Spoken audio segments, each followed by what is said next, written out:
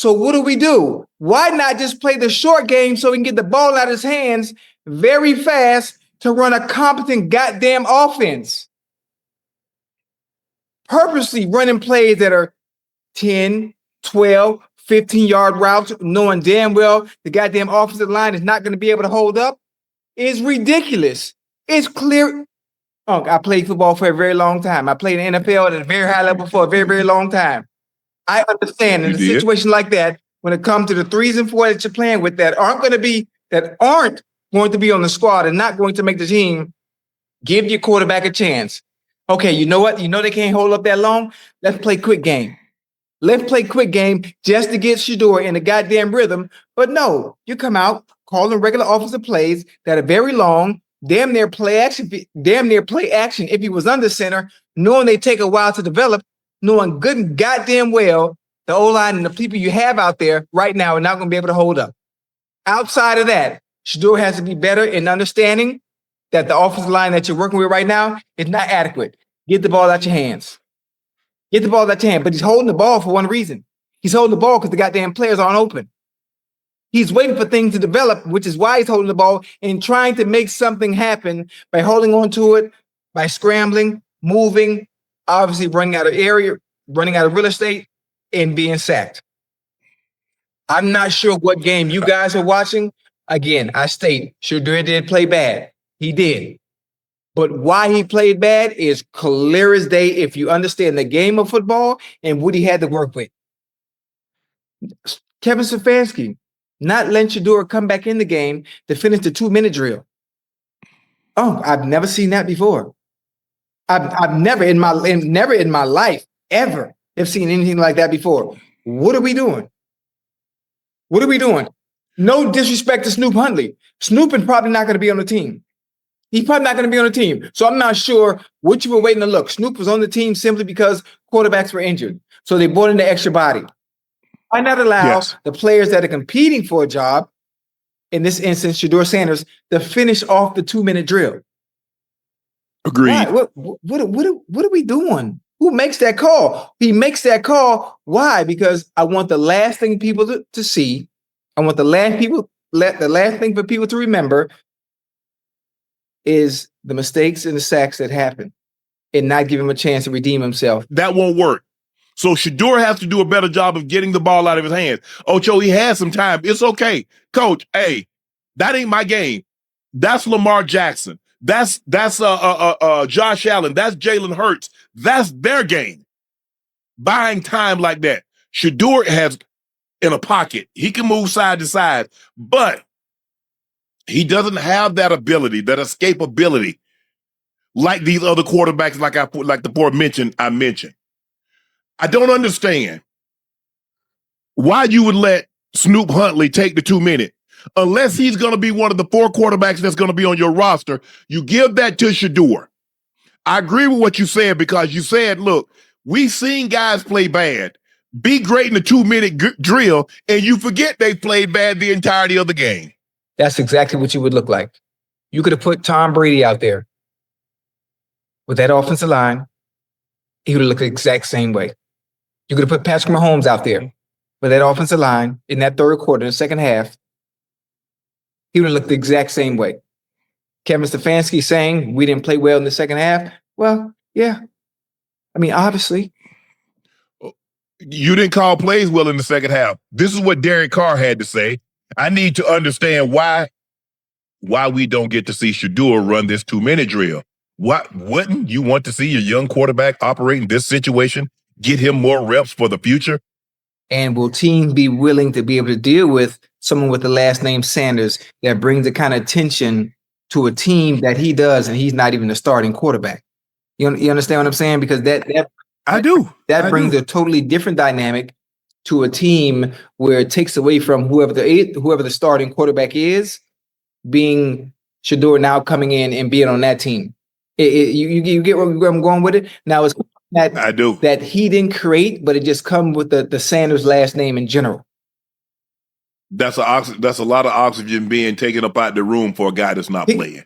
A young quarterback, dripping with talent, poised to be a first-round NFL draft pick, only to plummet to the 5th round. Why? A shocking claim from NFL Hall of Famer Eric Dickerson has rocked the football world. He alleges the NFL deliberately conspired to sabotage Shedeur Sanders' draft stock, instructing teams, "Do not draft him. We're going to make an example out of him." This bombshell, from a source Dickerson calls very good, has ignited a firestorm of controversy as the Cleveland Browns prepare for their 2025 season. Was Shedeur set up to fail?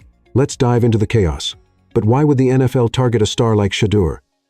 Let's unpack the drama behind his draft slide and what it means for his future in Cleveland. Shedeur Sanders was a projected first-round pick, a quarterback with an NCAA record 49 straight games with a touchdown pass, 14,353 yards, 134 touchdowns, numbers that screamed elite. Yet, in April 2025, he tumbled to the 5th round, pick 144, to the Cleveland Browns. Why? Some point to his father, Deion Sanders, whose outspoken presence and Coach Prime brand stirred unease among NFL execs. Others whisper of a disastrous pre-draft interview, with one coach calling it the worst I've ever seen. But Eric Dickerson's claim takes it further. The NFL allegedly told teams to pass on Sanders to make an example of him. Was this punishment for the Sanders family's larger-than-life aura? Or was it just cold, hard football logic? NFL insider Albert Breer pushes back, saying teams simply didn't see Sanders as a first-rounder. Who's telling the truth? The draft drama set the stage, but the real firestorm erupted in the Browns' preseason finale against the Rams. Let's break down what went wrong for Shedeur on the field. August 2025, Browns vs. Rams, a 19-17 nail-biter. Shedeur Sanders steps onto the field, greeted by roars from the dog pound. But what unfolds is a nightmare. Sanders completes just 3 of 6 passes for a measly 14 yards. 5 sacks crush his rhythm. Each hit a gut punch to his confidence. The Browns' offensive line, patchwork at best with 3rd and 4th stringers, crumbles like a house of cards. And yet, head coach Kevin Stefanski calls long developing plays 10, 12, 15-yard routes, knowing the line can't hold. Why? Critics, including retired NFL QB Derek Carr, scream sabotage. Carr took to X, demanding, "Why not let Shedeur run the 2-minute drill? Don't you want your young QB to get those reps?" Sanders, known for his pocket presence, not his scrambling, was left hanging, waiting for receivers who never got open. He's not Lamar Jackson or Josh Allen. His game is precision, not escapability. So why design plays that expose his weaknesses? Sanders' struggles were glaring, but was he set up to fail? Let's explore the coaching decisions that left fans and analysts furious. The decision to pull Shedeur Sanders for Tyler Huntley in the final minutes against the Rams sent shockwaves through the NFL. With the game on the line, trailing 17-16, Stefanski opted for Huntley, a journeyman likely to be cut over Sanders, a 5th-round pick with star potential. Huntley led the game-winning drive, but the move left analysts like Derek Carr baffled. "Wouldn't you want your young QB to build for the future?" Carr asked. Even Joe Flacco, the Browns' QB1, weighed in, sharing a heartfelt message. "I've been there. It's part of being a rookie, but was it just rookie growing pains? Or something darker?" Eric Dickerson's claim looms large. The Browns were allegedly pressured to draft Sanders after initially resisting.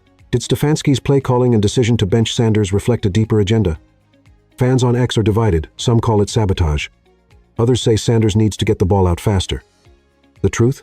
The Browns' crowded QB room Flacco, Kenny Pickett, Dylan Gabriel, and Sanders breeds tension. With Flacco named starter and Pickett recovering, Sanders is fighting for scraps. Is this a test of his resilience, or a deliberate attempt to dim his star? The drama doesn't end on the field. The Sanders name itself is a lightning rod. Let's dive into the weight it carries and what it means for Shedeur's future. Shedeur Sanders isn't just a quarterback, he's a brand. The son of Deion Sanders, Coach Prime. He carries a name that commands attention and courts controversy. His jersey sales lead all NFL rookies, and his preseason games spiked television ratings. But that spotlight comes at a cost. NFL execs reportedly bristled at Deion's influence, with one saying Shedeur's arrogance tanked his draft stock. Eric Dickerson's claim adds fuel. Was the NFL punishing the Sanders family for their outsized presence? Yet Shedeur remains unshaken. Asked about making the Browns' 53-man roster, he said, "Obviously," with a swagger that screams confidence. As Cleveland heads into their 7th of September opener against the Bengals, Sanders faces a brutal QB battle. With Flacco as QB1, Pickett recovering, and Gabriel nipping at his heels, can Shedeur rise above the noise? Or will the NFL's alleged agenda and the Browns' questionable coaching clip his wings before he soars? From draft conspiracies to coaching controversies, Shedeur Sanders' journey is just beginning.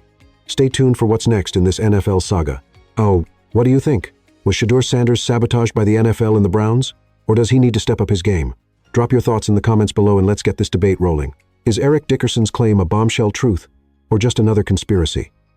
Hit that like button if you're Team Shedeur, And smash subscribe for more NFL drama you can't ignore. We're diving deep into the 2025 season. Don't miss a single update as the Browns and Sanders fight for redemption. Who's ready for kickoff?